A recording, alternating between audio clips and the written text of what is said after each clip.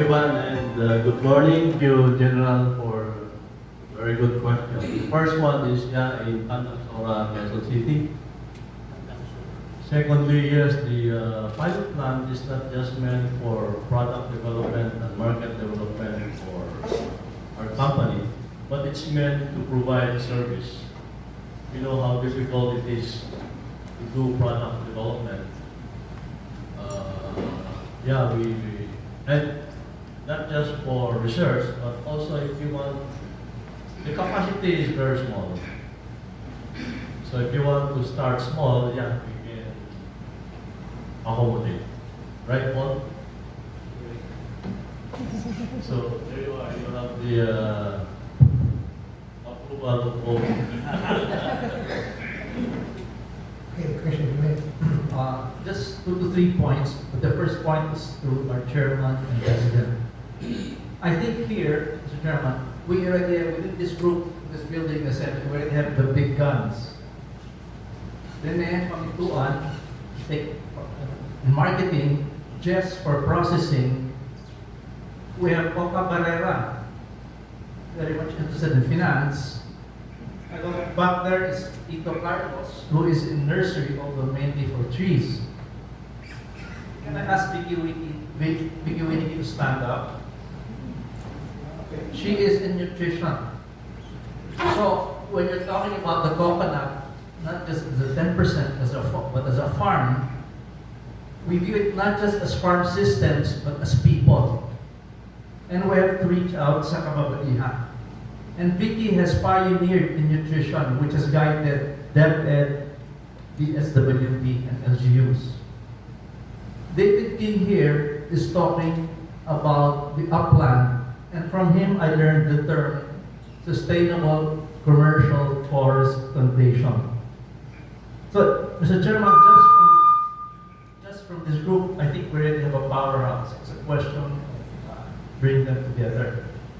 For just explicitly, because we had there a speaker before, Noel Sinca, was it Aqua, and he said, if we can pinpoint areas in the Philippines, more on the Aqua, is with, and I think, I don't recall now his conditions, but is willing to put up small processing plants, but this is for Aqua. I'm wondering, are you also open to put up something like what you have in Quezon City? Either you own it or toll processing or whatnot for the 3 million coconut farmers. I mean, that's a question there. And by the way, I forgot to mention, the son of Sixto has talked to us already, and they have an ecosystem, ecosop. So it's within, let's say, within the coconut farm areas, look, they're normally importing, not just more broad from other areas, but look into the products which can be developed by the farmers themselves. So this goes hand in hand with the farm systems. So basically my question is, can you also develop small processing plants, possibly on a toll basis, or to help process not just coconuts, but the citrus, the vegetables, and like that, which the group of Dan Barong already talked to us is looking at $50 million or 2 billion pesos, that they have worked out the market, export and all that. And finally, I'm happy to know that we have Mr. Cristobal and General Cabusao, because if we can expand your approach to the microfinance, because I think microfinance has to evolve. Microfinance has a very big contribution already that's recognized, but frankly, I view it primarily as liquidity. I think the microfinance people, especially in the rural areas, must evolve into agribusiness. So long as you're left with liquidity, you have limited significance, although it's still major.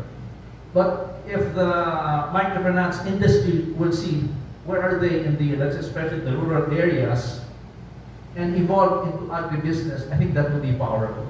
So I go back to the question: are you open to developing small processing plants like what you have in Quezon City and other parts of the country? Yes. Thank you, sir. you, Vice Chair. Definitely yes. We go wherever the forum brings us to. This is an advocacy. So we believe in risk forward. Thank you, thank you. Okay, okay. Let me bring that point to more basic. No? If you're talking about processing plant, let's look at the technology. Is there such a thing as a basic processing plant after which you can make several adaptations depending on the product that you're processing? Is there a basic processing machinery? Chairman, yes. The question is very good because we have been grappling with that challenge the last 13 years. And my association with Paul was more than, I have almost 40 years. He has about 60 years old. Only during our association together in 2016 that this thing percolated. Because I was also convinced in the past that only big processing could be viable. And over the years, he convinced me that even smaller processing plants, yes, can be viable. And in fact, I think a more appropriate solution for our country, rather than really thinking big. Yeah. Now, for example, the processing plant for mango puree is the same as the processing plant for tomato puree. Is that correct? I leave Paul to answer that. Okay. Paul? Okay. Yeah. Okay. Talking to the guy, please. Yeah. Basically, the most of the equipment is similar, small variations, so multi-fruit processing, multi-vegetable processing can be carried out on any of these small plants. Okay. And what is the capital cost of that plant? I'll throw that back to Jess. The margin you were We really anticipate such questions there. And it's really a case-to-case, and we don't want to scare people. Just like when he got scared when I told him how much. Because a lot of things go into it. And, I think in the past when I presented the big processing plants here, in my second or third presentation, a lot of people got scared. But in real case studies, in one of the projects we worked on, the budget was about 1.3 billion. They decided not to go with us. They just give us the services. They ended up finishing the factory at 2.1 billion. What's it? Is it billion? We offered 1.3 billion pesos. They instead opted to just engage our services, design, project management, and went ahead procuring the costed them more at 2.1 billion. But here's the billion. But here's the case. They came back to us and told us, hey, yes, had we awarded the contract to you for 1.3 billion, you could have finished it. Your budget, you're under budget. Underestimated the project. I just thought that maybe if we did it, we will lose money, but we will finish it at 1.3 billion. Is this the one in Berma? That's a different case. That's a $5 million project, ended up with $9 million, and still going on. So that's, I hope you understand why I cannot directly answer the question, because a lot of things has to go into it to really come up with how much is it, how much investment does it require. Okay, are you through with your question? You're through? Okay. Yeah. I want to suggest that we're looking at ocean-based processing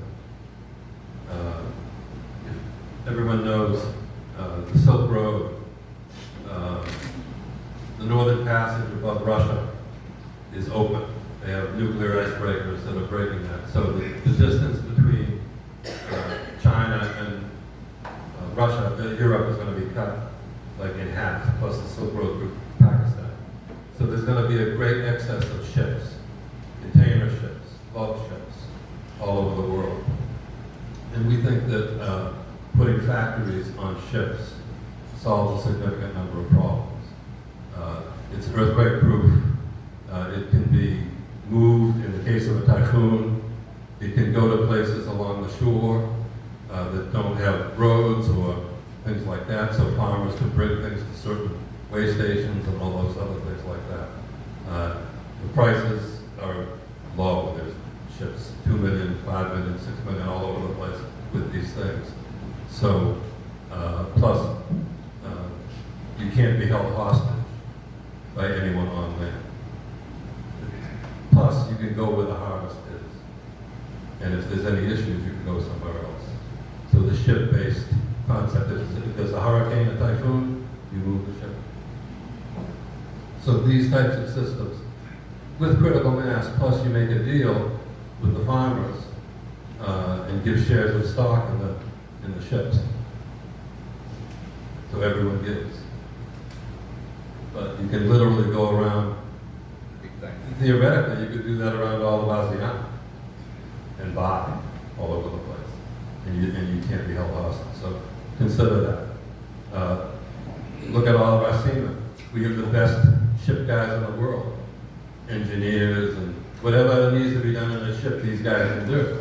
Build factories, put them there. Look at Russia. Russia just came out with a nuclear power plant, 70 megawatts, that they deployed to northeastern Russia. 70 megawatts to service cities on the northern passage that's going to go above, all on a ship. $480 million for that. Consider that. The fish people are doing it. Fish people are catching the fish and processing the fish and all of that. There's big opportunities now because of the excess numbers of ships. So consider that. You can even take containers. We were looking at this. Prefabricate your factories on containers and take old container ships and put your factory in, put a stairway in the center, a roof, and That Northwest Passage is open all year round now? they have the same technology that's making the portable nuclear plants is the icebreaker technology, and they're keeping it open. It's again, everyone thought Pakistan, they thought Badar, which Badar is not real. The real one's Iraq going through. The Russians did that. But this is going to change the entire dynamic. We estimate there's going to be 50% excess of containers, excess containers in ships all over the place. So the opportunity for you to take containers, prefabricate your factories in the containers, and put them in these. I mean, some of these bulk containers, you've got like a building around it, and you have a power plant. We're looking at these ships for power plants for cities. Around the tribes and everything else, all around the country where you don't have power plants, you can take these great ships that have power plants in them with desalination and all the other things already done, because the prices are going to crash because shipping is going to be cut like in half. So, and you're in a prime position. Dan Barron is in a prime position as well for this type of a thing. But consider it. Okay, yes, Mr. Makilan. Oh. I agree with Jess, everything he said, especially on the learnings. I actually have been talking to him 2 years ago, 3 years ago. 2 months ago. No. It was only last year. Last year? I went there. I invited him to come to my office exactly to discuss this thing. But I think at that time, he was still picking big, not small.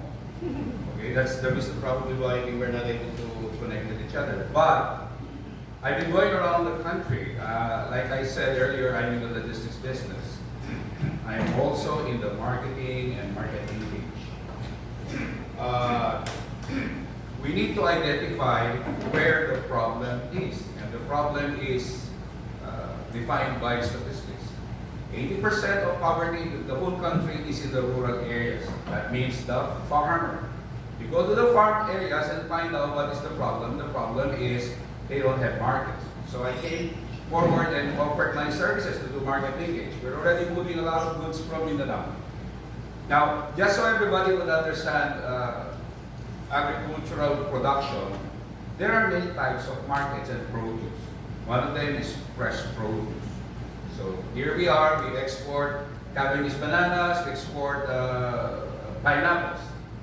There are many other things that can be handled in the farm. Maybe the calamansi, we buy the calamansi fruits, right? Etc., etc. Then there is the semi-process. Semi-process could be, which I do as well. I have to do it for the farmers, they can't do it, so I have to do it for them. I now ship from southern Mindanao 300 tons of jackfruit bulbs, the yellow part. We remove everything except the yellow meat, and then we blast freeze it, we pack it, we ship it to Metro Manila. I do that by air freight, I do that by sea freight. Then there is the guyabano, there's the passion fruit, there is the ube, there's the coconuts, the lucat, etc., etc., etc. Lucat is the young coconut meat, which is being used by Jollibee for production of buko pie. I supply that by the tons today, 5 tons a week, 10 tons a week. I cannot even get enough of it. Okay. So many other things that can be done there and produced there. But you have to understand the market. So you have the fresh produce, you have the semi-processed, and then you have eventually the one that he will be doing, which is the finished products. Packed, ready to consume, etc., etc. All of these things are markets. All of these three things have their own buyers. There is no such thing as you can concentrate or focus only on one thing. Every one of them has. Now let's go back to the small farmer therefore. The farmer cannot do anything at all. He doesn't have a packing plant. He doesn't have a processing plant. He does not even know the standards, which I have to teach him for marketing purposes. Class A, Class B, Class C. For the mango, that would be the Hong Kong classification, the Manila classification, and then the rejects. The rejects goes to the plants that he sets up because they are dry, they are powdered, they are pureed. So therefore, if we start looking at the Filipino farmer, you would realize that, and I will say these are the problems that our agriculture face. Our agriculture since 1946 evolved. I don't know if that is the proper word, it really evolved. It moved on without the two following keywords: enablement, empowerment. It was not enabling the farmers, it was not empowering the farmers. Whatever we brag about in terms of statistics in the coconut or fruit business or agriculture business, if you really look at the statistics, it all boils down to the export of the multinationals. Del Monte, Dole, that's all there is to it. And the production of the coconut manufacturers, big, large corporations. So, therefore, by just simply looking at the statistics, you would realize that our agriculture has always been biased in favor of the large corporations, the multinationals, but nothing on the side of the small farmers. So, I agree with what his learnings are. I agree that we must empower the farmers. I agree that we must enable the farmers. We must put the small packing processing facility, MP3, right? Right there, but it must involve not just the finished product. It must also involve the processing of the fresh produce. Now, that would lead us to a lot of things. It could lead us to the cold storage facility because we need it. Our farmers need it. If you don't provide them cold storage facility, the goods will be spoiled in a matter of hours even. It gets spoiled. That is the reason why I am forced to do the processing, the packing of the it will just be spoiled. They cannot even sell it to me as the bulb itself, but as the whole fruit, and I have to do the whole processing. So, if you go inside, directly into the farmers' villages, you would realize They are all there. They can produce whatever you want to do. But it must be market driven. You must create a processing center with a market and tell them you produce this because we are already doing this. Now, two key things. The strategy for developing our agriculture must contain the two things. And sadly, when I went to DA, I asked this question. I asked the High Value Crops Division. I told them, do you even have a tropical fruit tree plantation strategy? The answer was no. So how can we develop our tropical fruit trees if we don't have a strategy even in the highest place in our agriculture? Number two, we must develop that side. So these two strategies come together. The plantation strategy as well as the processing and manufacturing. Both of them must come together. You cannot have one and leave the other behind. If you come in and leave the other behind, nothing will happen. The failure, we can put up the large or small manufacturing facilities in the provinces, and then eventually they cry out and say, but we don't have supplies. So we must do this together. Sabay. We have to do it as a full strategy. Okay? Without that, we cannot do it. So, what are we doing right now? I was saying earlier that we are working a lot of things there in the southern Mindanao area, and I think Jess and I will do a lot of work together.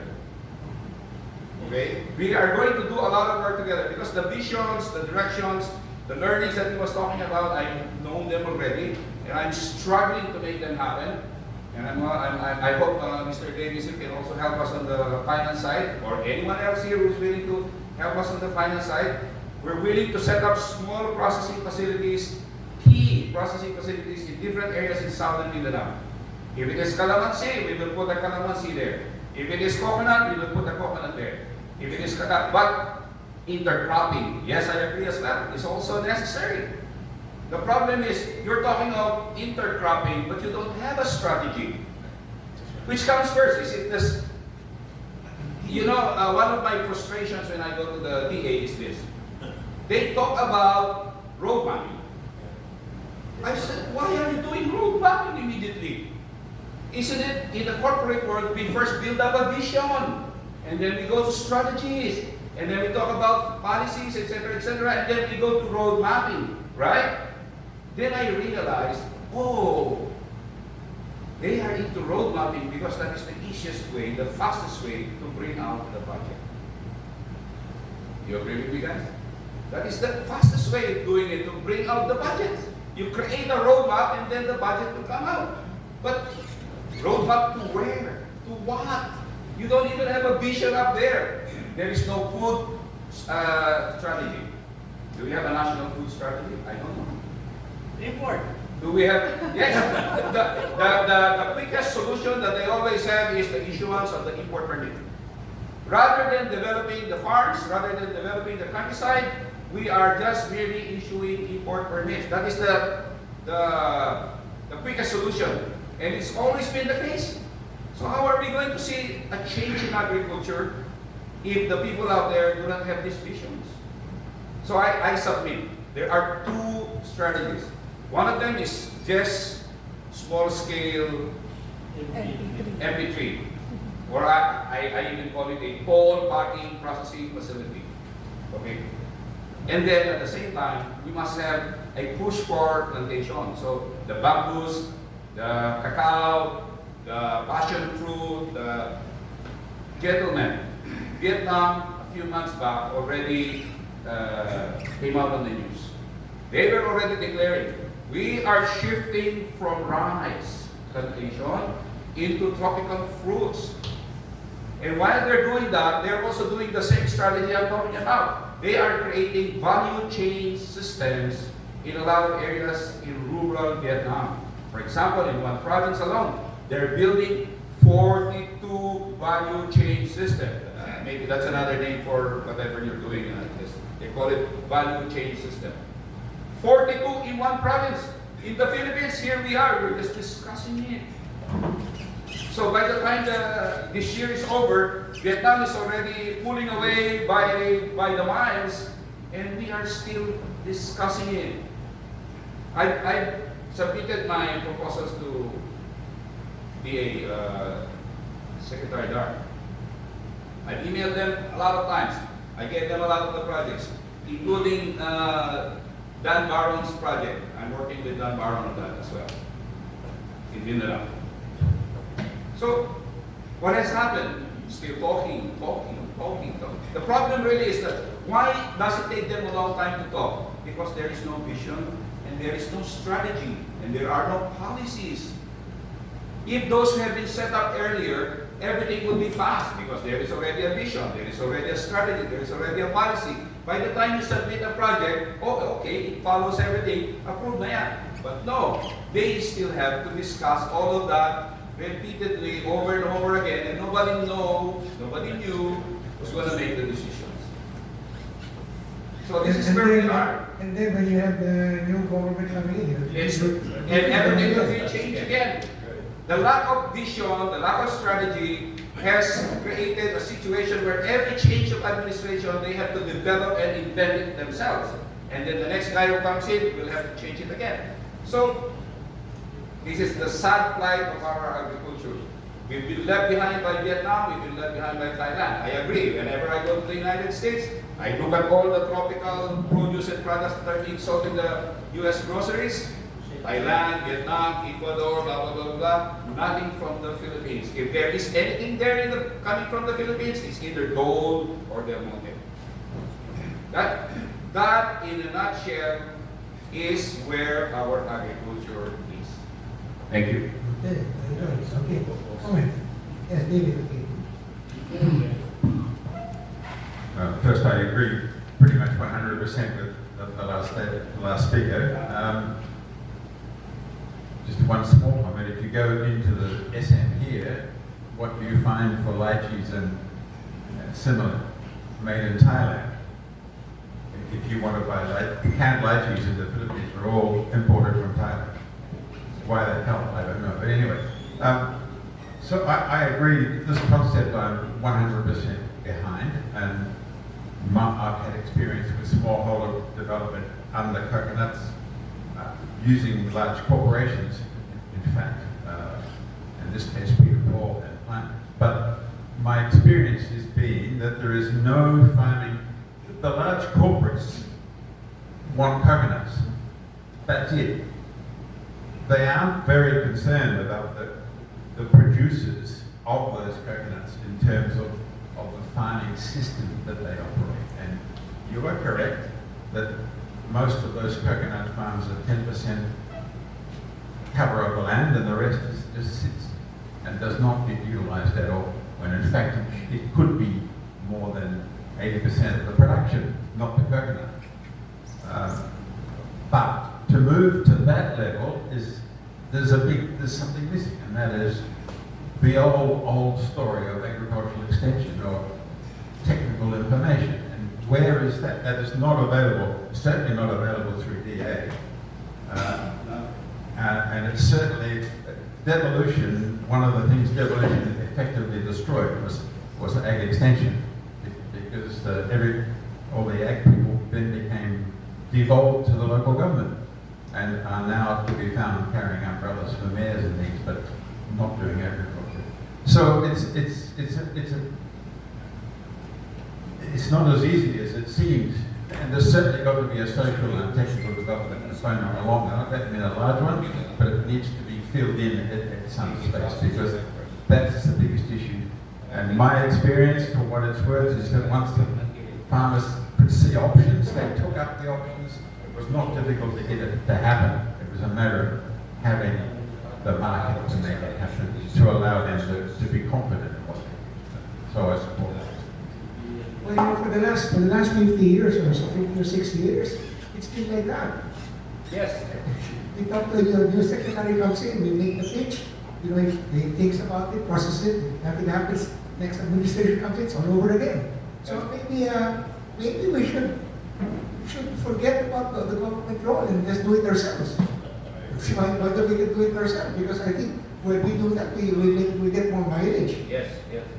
In In spite of and despite of. Yeah. government. Yeah, in spite of government. Okay. In spite of this fight. Let me talk now micro. Unless you have a processing, a primary processing, you're not going to make money if you are just a raw material producer and supplier. In the case of coconut, you know that it's now prohibited to make charcoal from wood. There is a law now. You cannot make charcoal from wood because that is leading to deforestation. But we can make charcoal from coconut husks. All the waste material of the coconut can be made into charcoal. We started one in Cavite, Dr. Marquez. But what you need is a kiln to make the charcoal. And what is beautiful about it, he was getting the raw material for free because he was collecting all in Cavite and in Tagaytay. He was collecting for free because they are all happy. Those selling in Buko are happy that he is getting this until they found out that he was making a lot of money collecting that for free. And the value of it when you make charcoal is you have the distillation, you have the smoke coming out, and that is collected by us, and that constitutes a very important factor for fertilizer and pesticide, and it is organic. It is organic. So, start with small, but we found out that the problem is if you are going to ask for financial assistance or go to the bank, you need a feasibility study. And this is where the farmers do not know what to do. They need a doctorate degree in order to comply with all those requirements. So, when I talked to the land bank about bamboo, because JICA gave 1 billion pesos for, they qualified bamboo for development. But the problem is, the land bank cannot make a decision because first of all, they have been changing the board, they have been changing the administrator, and they have all kinds of ideas. And secondly, they tell me, nobody in the bank knows how to assess and evaluate a bamboo project. Now, so I said, okay, we are willing to teach them, but you have to pay for it. Cannot be for free. He says, no, the land bank cannot finance a training program. They can finance equipment and all that, but not training program. So I said, what is the solution? How can you develop your own expertise in evaluating agricultural agribusiness? And they said, well, you have to tuck it into the equipment. But that will be after you receive the loan. But how do you get loan to start with in order to get the financing? Secondly, you know that land reform land is not negotiable. The banks do not accept land that has been the product of agrarian reform. So, where will the farmers get the financing? So we do microfinance. And what we do is, we start with no collateral, 5,000, but we do a group lending, just like Grameen Bank, Dr. Yunus, where we get together 10 people and they put up a processing plant, a milling and all that. So, unless I think we do a community development as a project for agriculture, we are not going to uplift the situation of the farmer. Because it will be the cartels and the monopolists who will dictate monocropping, you know, palm oil and all that. But I like the idea that we have to start with the small people. Because these small people have to be benefited directly. The big guys are the ones getting the traders. So what you are doing is tying them up with marketing, so you lessen the intermediaries.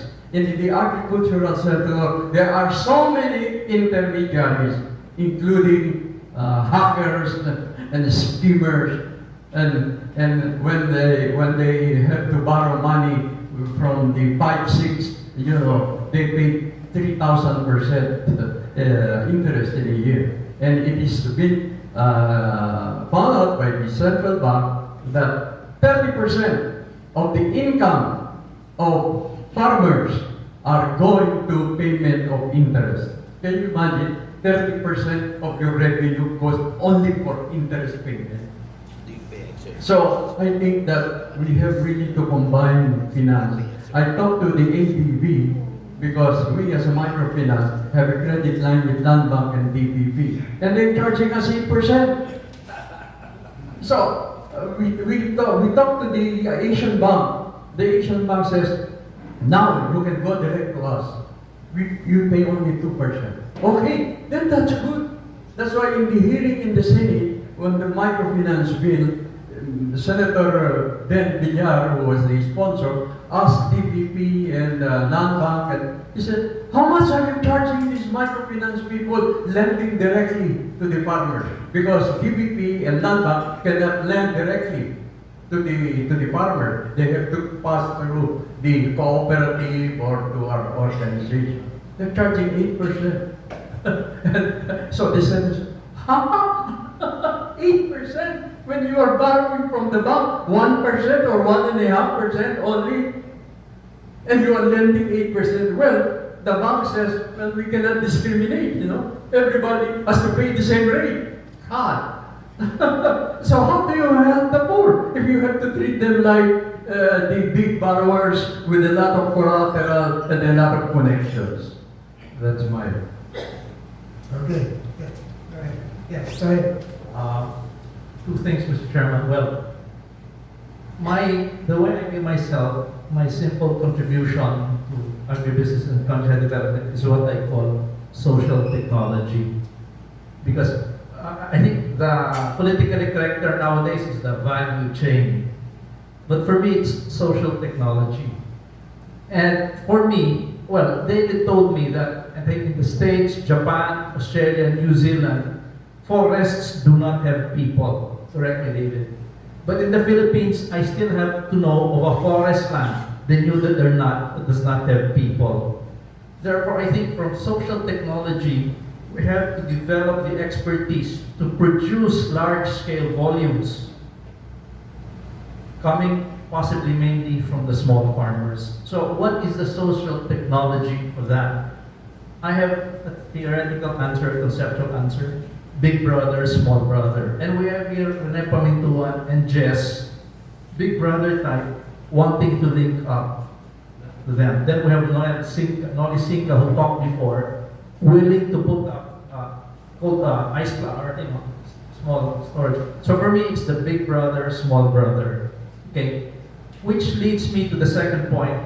For me, so the first in social technology is consolidating the small producers. Second is we have to link up with government no matter how corrupt, no matter how inefficient. Yesterday, I attended in UST a forum concerning the waste to energy. If Congress removes the ban on incinerators and comes up with waste to energy, I'm afraid of the impact on the agri-land. Because waste to energy, supposedly, US and Europe is already getting out of that. But we want to rush in, and I'm afraid of the implications on the agri-land. So, first point is social technology. Second is land use. 2 points about land use, the land use conversion. But just mentioned about 3 million hectares of coconut land, yes, thereabouts, plus which make it 1 to 1, 3 million farmers. Ernie, the other thing about land use is, I don't know, this can be very heretical. A monthly actual land use documentation of municipalities and cities. So it's not anymore about land use conversion, but a monthly land use documentation in municipalities and cities. We can start with perhaps every 6 months and make it quarterly, perhaps time it with the planting season. But unless we have an idea of the actual land use, not anymore the conversion, we don't really know. We don't really know. I mean, if you talk to a businessman, whether it be a conglomerate or a sari-sari store owner, he will have an idea of his assets and of his investments. But as a country, if we don't really know the actual usage of land use, then how can we really generate the volumes we want? But I'm saying this is heretical because I think at the end of the day, we who are interested in agribusiness and countryside will have to make a decision. Do we want agriculture to be led by realtors, real estate industry, or do we want the agriculture to be led by agricultural producers? Because right now, I think it's very easy to consolidate land for real estate. I think farmers, as you mentioned, perhaps would be shrewder if they sell their land to those who want to consolidate. Okay. But it's very hard to consolidate for agriculture. Okay. So that's my point, two things. One is social technology, we have to develop that. And number two is land use. Thank you. Okay.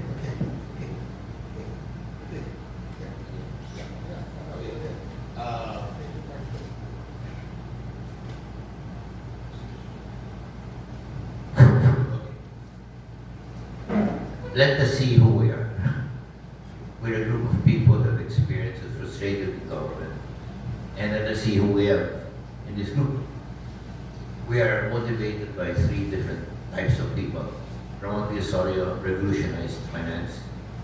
He's trying to revolutionize this, he's having trouble. It's kind of hard. We have our magna cum laude from Ateneo, Prince, Cesar. And you have me, I'm a hustler. So, I'd like to say this. I just went to Berma. Next week, I'm going to quit not 7:30 to 9. I heard we don't have to pay extra. But 7:30 to 12. Why? I'm a hustler. My job here, let Cesar do the legislation. Right? Let Ramon give his insights to his books and to his guidance. I'm a freaking hustler, right? I headed cement in 6 countries. My roadmap is 10 million pesos. I was Undersecretary of Trade and Industry and Agriculture and also President. I know what's going on here. And basically, let 1,000 farms go where you want. I want to record it. For example, Jess and my guy Rene, whom I would want to be the kind of Secretary of Agriculture, is that kind of guy, right?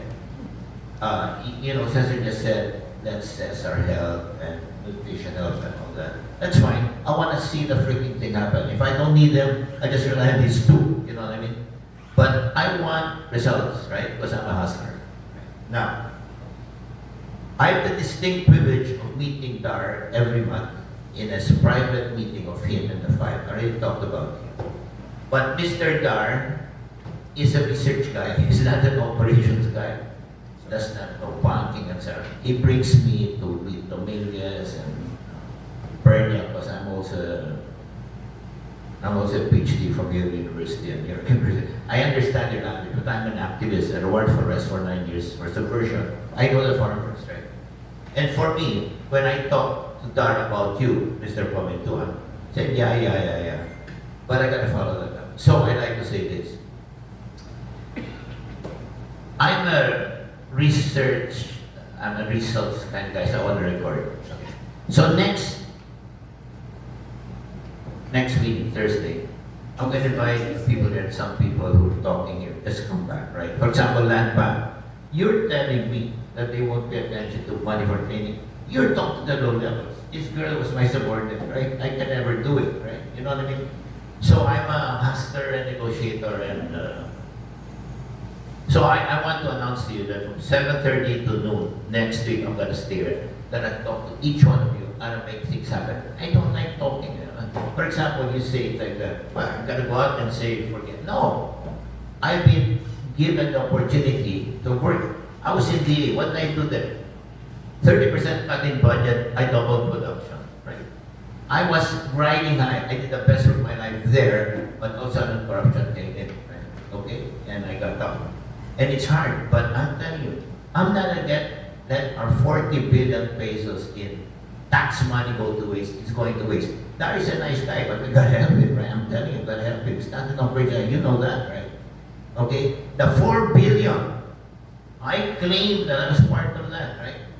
It was down to almost zero, it's now 4 billion because we made a lot of noise, right? And Simeto, God bless him, he's a military guy and all that, that's fine, it's there. In the meantime, my roadmap cost me 10 million pesos, right? Cement, right? I'm the head of all roadmaps in the industry, right? And they're different agriculture. It's a bloody survey, they're not roadmaps, right? And we have now, Cesar had a special meeting last week with this guy. Banker, I love bankers, they know finance. Entrepreneur, and we're gonna have each group now have a plan. So, let me summarize. I'm announcing today that there was that griefs and all that. I usually leave after 9 because I'm very busy as well. I'll be from 0 to noon. So I expect you, sir, to come here next week, right? And I'm gonna make things happen. And I have a record. I failed, I succeeded. I like records. I don't like this talk and then we go away. I don't like it. We gotta do something, right? Okay. So, in summary, I'm announcing 7 to 9 regular. Up to noon, we're gonna get all these doables done. And I've been fortunate that I've been positioned in government, since I was in Xerox, 8 years in US worldwide, right? I know finance, I do tickets, right? And when I was employee, wanted me to talk to the makers and parents. I can talk their language, you know, they cannot really out-talk me, they cannot. Because I have the same kind of experience. I was offered Secretary of Finance by President, I won't tell you who.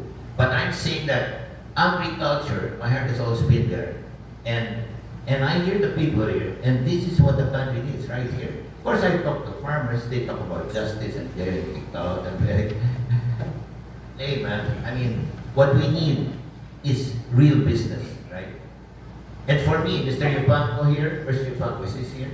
There's Yupanco, that's a guy. He has wildlife, you know, tigers, not wildlife in nightclubs, he has that too, but he has wild. I mean, you have Pamintuan. And of course, General, I'm glad to see you again, General. You have the same biggest thing. You got this freaking network. These things have got to be mobilized. Now, I'm of course I'm in all kinds of groups, but this group is the one with high quality. High quality. What we need now to do is make it happen, right? So 7:30 to noon. Please come back, right? Look, for example, this thing, stop. For me, no, Cesar's talking about bringing them and them and them. I hope it happens. If it doesn't happen, I got nothing again, but he didn't make it happen. But do I really need Miss Wayne? Do I need her? I don't need her. The nutrition, you're talking about Rolls Royce, right? Okay, please do the Rolls Royce. We don't have time, I don't care. It's the 80. I don't do the hundreds, too much. 20, 80. So for me, put it on record. These two gentlemen sit side by side, right? They've been having nothing, now they have something. Please follow up. That's it. When do you want the meetings here? Forget about Tuesdays or Thursdays? Tuesdays. No, it's right after the meeting here. Because it's free, it's free. I checked, the room is free. Okay. I mean, What day? For next Tuesday. next Tuesday, 7 to 9, at 9 we exchange business cards and return. Not next Tuesday.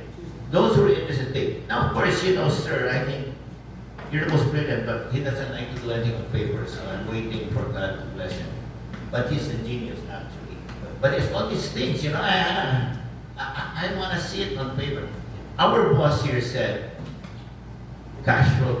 For example, you don't want to reveal numbers, right? I can't work with you. I can't work with you unless you give me numbers. I'm a numbers man. Of course, I keep it confidential, not this sort of agreement. But you know, you gotta, you know it. We're both businessmen. I know it's confidential. We gotta do something here. And for me to, I'm telling you, agriculture is really ridiculous. Let me give you specific. Out of 3 million hectares, 2 million have nothing in between. Nothing. You look at that roadmap, it stinks. Coconut roadmap is for grade 1. It's terrible. I mean, I've looked at 25 million roadmaps, processing, right? I did the roadmap for detail. You know what? They gave to McKinsey to screen it. They said it was perfect. It went to there, they changed it. It's flying high, right? And the roadmap is useless. First of all, sir, I think we have to talk because we have different perceptions. A roadmap must have a vision, etc., etc. But in addition to that, a roadmap was 17 in cement, okay, which I did. You have this thing, I want this thing. It's useless, that goddamn roadmap. Unless you have a team. In that team, I have customs to make sure I get the record on cement. I have the DNR that makes cuts the guy to get permits. I have there. And with that team, with peer pressure and all that, and who's the head? That is POI. And Mr. Lopez was our guest speaker. You were there. We got him for all I can do of the culture. And Nobel Forum, they asked me to ask a question. I said, no, I want to sing, right? What's your song? So I start my song. Day and night, night and day. Day is DTI, night is DA. Plug in nothing, right? And that's the one that's impacted our country. And therefore, we here, we're businessmen, we want results. We're gonna move it. I promise that we've had no connection, no connection. And the bloody connection to Pinyo, to Alcala, forget it, right? Now we have TAR. Mr. Papituan, TAR is really good, not for the other guys, these guys, pure. But purity and sincerity don't amount for much. Right? Let me end with a quote from Jesus Christ. Be wise as serpents and gentle as doves. They're freaking gentle, they do nothing. They'll be wise as serpents, they'll be real businessmen and all that. Gotta move in. And I have the connections. I had to work for us for 9 years, you must remember that. I have the connections, but I'm not a communist, right? And I'm also a businessman, 7, 12. When they gave me a job, I said, I want housing allowance. How can you do that? I was so poor, I got everything I wanted. But I stopped because I wanted my leader to do what you're doing. You are really delivering. I deliver cement, bloody hell. That's not helping the country. You're helping the country. I want to be like you, right? So what we will do now is we'll have it 7:30 start. We move up to noon, I'll be up to noon, right? And I'll do homework. Before noon, I'm going to call up the land bank president.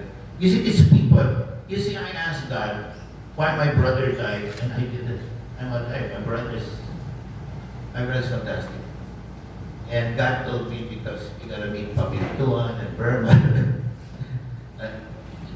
David came, I invited him, right? He was actually meant for me. But in my room, in my house, right? President of Boy Scouts, President of Girl Scouts, 4 million people, right? They're doing you can tell them what to do. And you don't plant bloody, you do seedling. There are no seedling, there are no nurses. This place is bloody.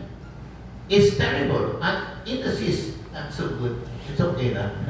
Agriculture is terrible. So I want to say that 7 to noon next week, please come. Questions? Okay. Questions? Yes. Do we announce it in the forum invite? No, we will pick the ones we're going to invite. No, I have this list. I want to come and burn it. I have this list. I know I have a lot of people to invite. Plus some who are interested here. But definitely, the two of you, if you can please come. You, sir, I need you because you're saying something that's totally not true. I mean, it's true for you, but it's not for the president. Okay, yeah, okay.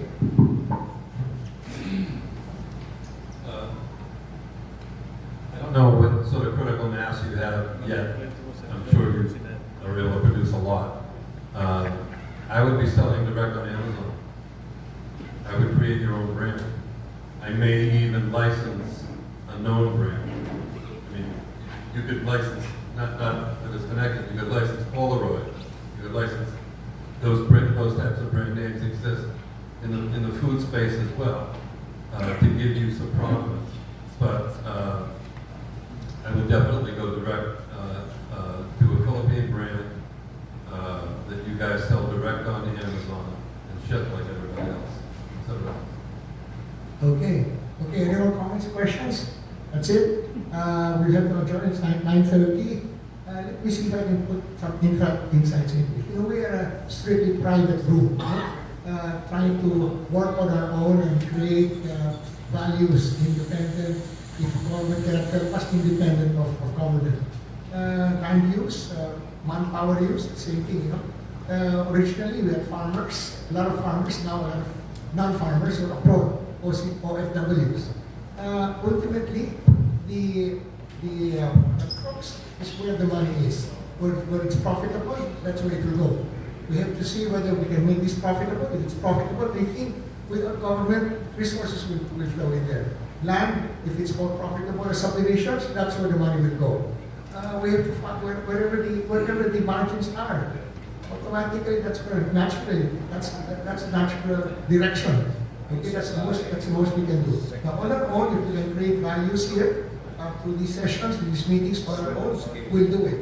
But we don't have to critically depend on government to do everything for us. Okay, so. Conversation, and this is a small group, but yeah, I mentioned it's a high caliber group, so I appreciate this invitation to speaker. And yes, we want results, so I fully agree with you, sir, that it doesn't end here. We need to have results. You already put yourself up. Thank you very much. Okay.